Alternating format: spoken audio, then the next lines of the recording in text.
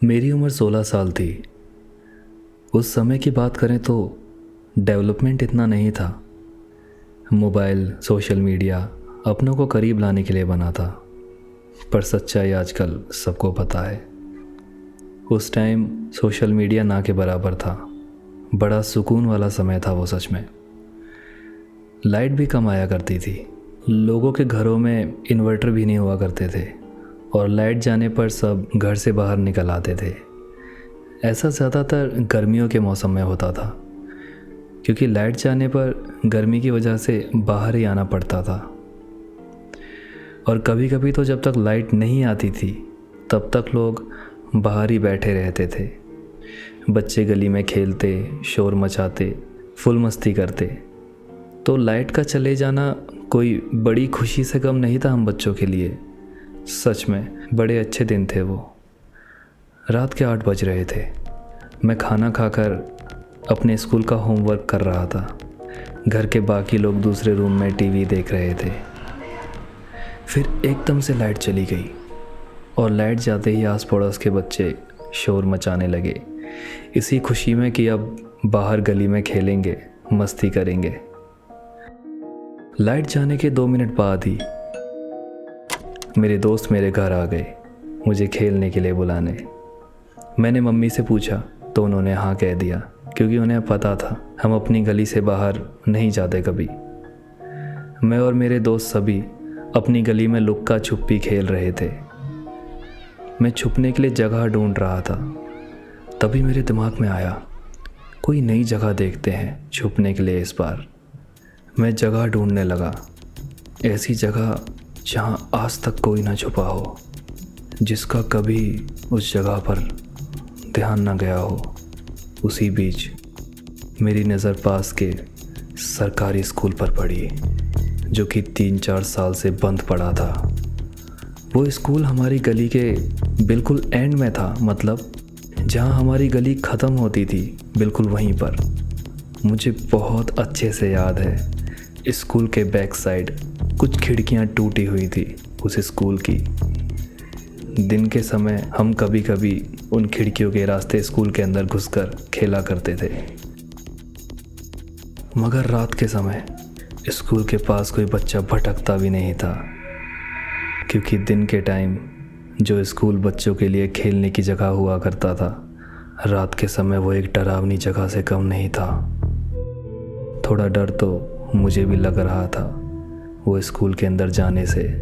फिर खुद को दिलासा देकर, कैसे भी करके हिम्मत जुटाकर मैंने पक्की ठान ली स्कूल के अंदर छुपने की। घर से चुपचाप टॉर्च लेकर मैं चल दिया वो स्कूल की तरफ।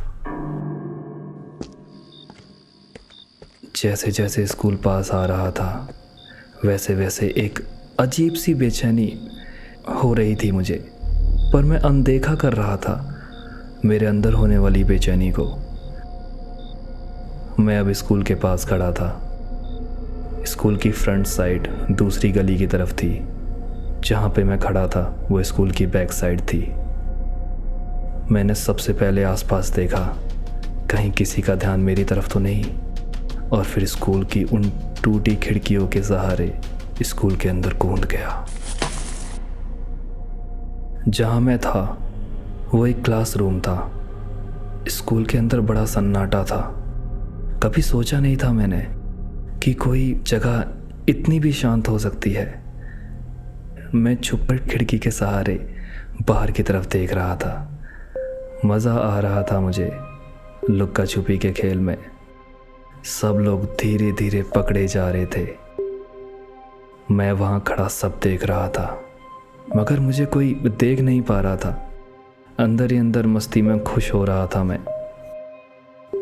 थोड़ी ही देर हुई होगी बस, मुझे स्कूल के अंदर से किसी के कदमों की आवाज़ आने लगी, जैसे कोई बहुत ही धीमे धीमे चल रहा हो। मैं वहीं खड़ा एकदम अच्छे से उस आवाज़ को सुन पा रहा था। कुछ ही देर हुई होगी बस इस बात को, फिर एकदम से वापस सब कुछ पहले जैसा हो गया। शांत, वही सन्नाटा जो स्कूल के अंदर था। इतनी ही मैं कुछ सोच पाता, उतने में ही किसी औरत के रोने की आवाज़ आने लगी।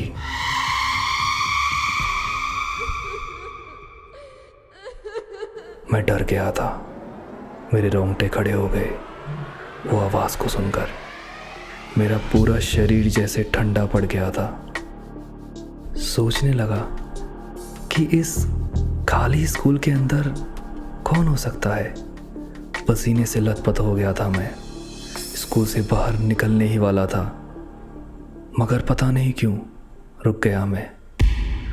उस आवाज़ में बहुत दर्द लगा, ऐसा लगा जैसे कोई मुझे मदद के लिए पुकार रहा हो। मैं एकदम से जैसे हिप्नोटाइज्ड हो गया और पागलों की तरह मदद के लिए अकेले ही स्कूल के अंदर उस आवाज़ का पीछा करने लगा। मदद करने का विचार मेरा बुरा नहीं था, मगर दिमाग इस तरह से ख़राब हो गया था कि मेरे दिमाग में आया ही नहीं कि किसी बड़े की मदद भी ली जा सकती थी। टॉर्च जलाकर मैं स्कूल के अंदर, जहाँ से वो औरत के रोने की आवाज़ आ रही थी, उस दिशा की ओर जाने लगा। मेरा डर एकदम से ख़त्म ही हो गया था। जैसे कुछ समझ नहीं आ रहा था मुझे कि हो क्या रहा है। इतना दिमाग में था मुझे बस उस औरत की मदद करनी है।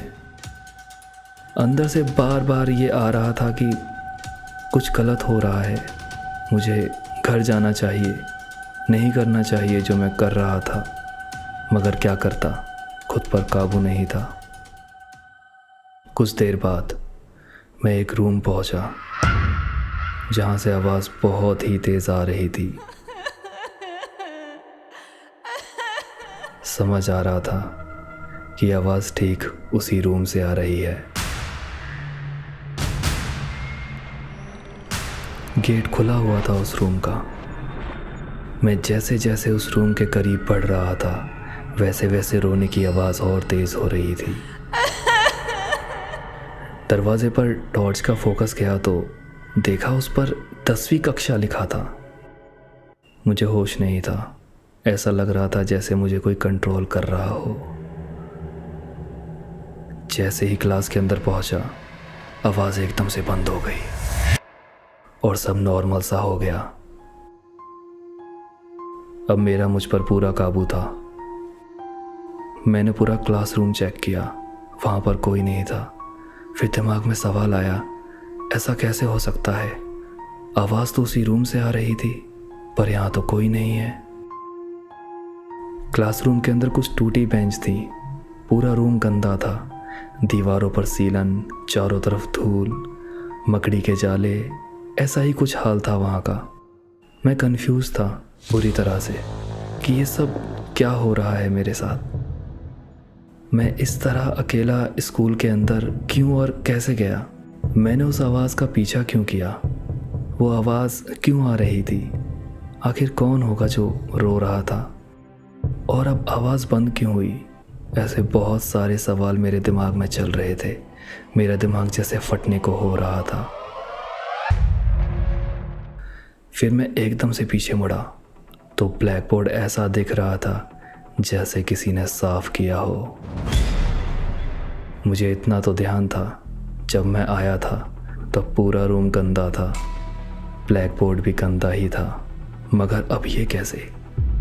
सब वैसा का वैसा ही था वहाँ पर, बस वो एक ब्लैक बोर्ड को छोड़कर। पास जाकर ध्यान से देखा तो ब्लैक बोर्ड के टॉप में कुछ लिखा था।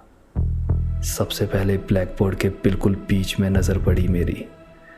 वहाँ कुछ ऐसा लिखा था, सेकंड पीरियड, विषय इंग्लिश, टीचर मीनाक्षी गुप्ता। और देखने में ऐसा लग रहा था जैसे अभी किसी ने चौक से ये सब लिखा हो। फिर राइट कॉर्नर पर देखा तो डेट लिखी थी 24 नवंबर 1997। मैं बुरी तरह से परेशान हो गया ये सब देखकर। एक बार को मुझे लगा कहीं कोई मेरे साथ गंदा मजाक तो नहीं कर रहा। मुझे बहुत ही ज़्यादा नेगेटिव वाइब्स आ रही थी।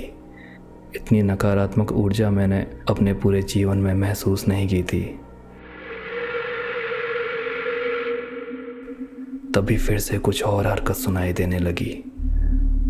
आवाज़ स्कूल के अंदर से ही आ रही थी, मगर रोने की नहीं, किसी के कदमों की आवाज़ थी वो, जैसे कोई धीमे धीमे चल रहा हो। और बुरा हाल मेरा तब हुआ जब वो चलने की आवाज़ दौड़ने में बदल गई।